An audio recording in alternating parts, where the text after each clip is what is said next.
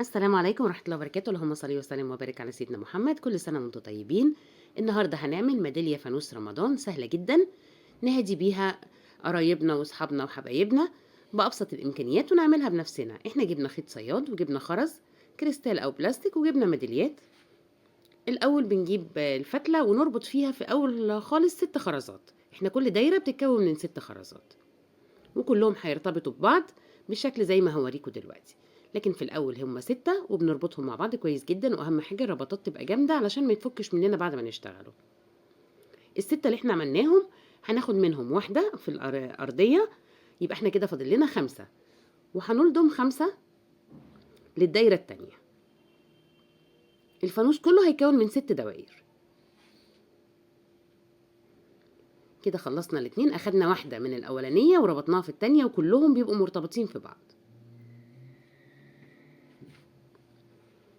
كده احنا عملنا 2، هناخد واحدة من دي وواحدة من دي، يبقى احنا كده عندنا خرزتين، يبقى احنا الدايرة التالتة هناخد فيها 4 خرزات.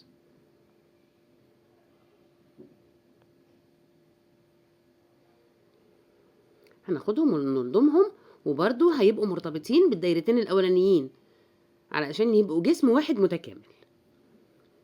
بعد كده بعد ما نخلص الدايرة التالتة هناخد منها واحدة من اللي في الجنب للأرضية، يبقى احنا كده فاضل لنا في الدايرة الرابعة 5 خرزات.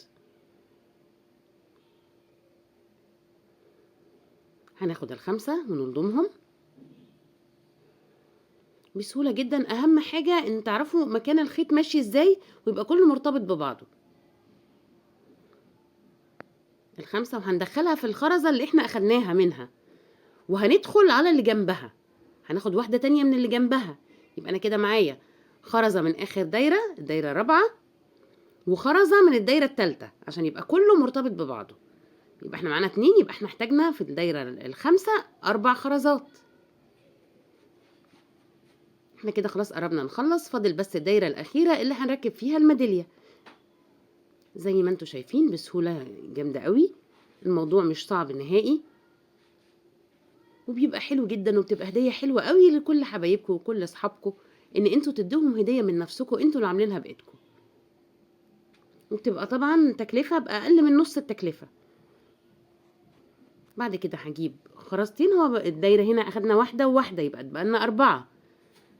ال4 حطيت خرزتين وبعد كده دخلت الميدالية وبعد كده هحط الخرزتين الباقيين عشان يبقوا كده كل دايرة فيهم متكونة من 6 خرزات.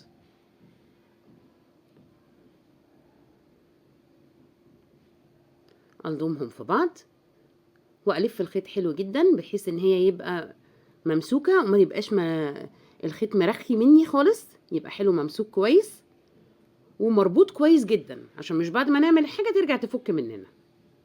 طبعا الألوان والأشكال زي ما انتوا تحبوا، أنا بقدم الفكرة دي للفانوس الميدالية، لكن طبعا أي لون انتوا عايزين تحطوه أي شكل. أنا عملت واحد علم مصر قبل كده وعملت المرة دي ألوان أبيض وأزرق، على حسب الخرز المتاح عندي أي شكل ممكن تعملوه.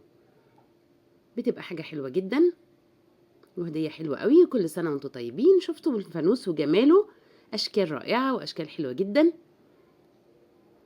كل سنة وانتم طيبين ورمضان كريم عليكم جميعا. السلام عليكم.